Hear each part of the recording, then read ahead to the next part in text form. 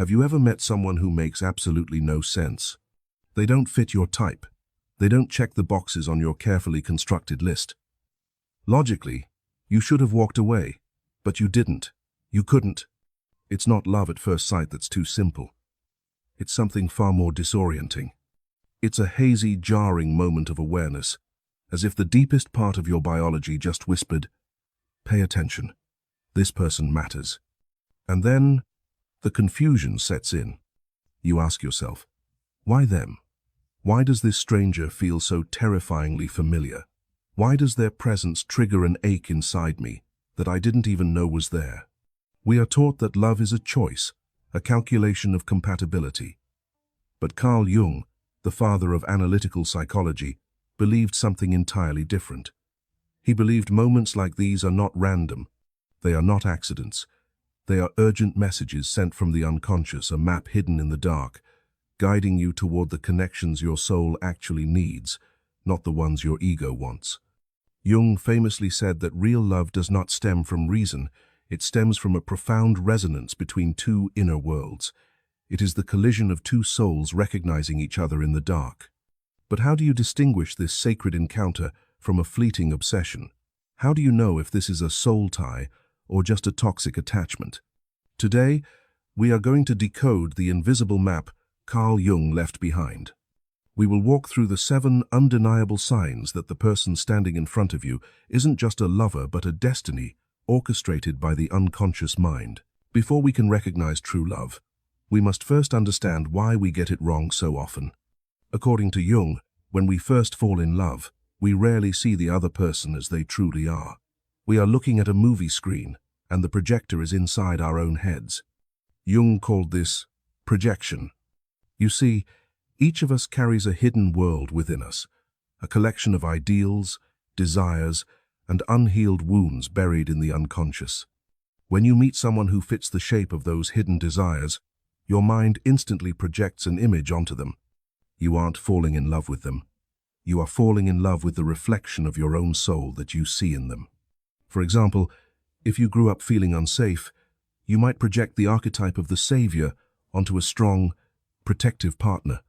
If you've suppressed your own wildness, you might project it onto a chaotic, rebellious lover. This is the honeymoon phase. It feels magical because it is an illusion. It is narcissism disguised as romance. But here is the hard truth. True love only begins when the projection dies. It begins in that painful moment when the movie stops playing, when the magic fades, and you are left staring at a real, flawed human being. A person who has insecurities, who gets annoying, who is painfully ordinary. Most people run away at this stage. They think they've fallen out of love. But Jung would say, no, you have just arrived at the gates of real love. The question is, once the illusion is stripped away, what remains? If it is truly a connection of the soul, what Jung called a numinous experience, certain signs will emerge. Signs that prove this connection wasn't just a projection, but a bridge to your own wholeness. Here are the 7 signs. Sign number 1, the recognition of the soul. Have you ever looked at a stranger and felt a sudden, inexplicable click? It's not just physical attraction, it's a vibration. It feels like a memory returning from a forgotten dream. Jung explained this through the concepts of the anima and the animus.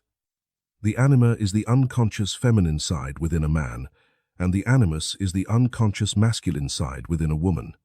We spend our lives searching for this missing half of our psyche. When you meet your true love, they embody this hidden part of you. They hold the energy you have denied in yourself. If you are rigid and logical, they might be flowing and intuitive. If you are chaotic, they might be the grounding earth. You aren't just drawn to them, you recognize them. It's a feeling of returning home to a house you've never visited. It defies logic because it bypasses the brain entirely. Your soul simply nods and says, there you are. I've been looking for you. Sign number 2, the awakening of the shadow. This is the most misunderstood sign. We often think true love should feel like peace, but Jungian psychology suggests otherwise. If a connection is deep enough to transform you, it will not just stroke your ego, it will trigger your shadow. The shadow consists of the parts of yourself you hide. Your jealousy, your insecurity, your rage, your unworthiness. A true soul partner acts as a mirror. Just by being themselves, they will unintentionally press your buttons. They will expose the wounds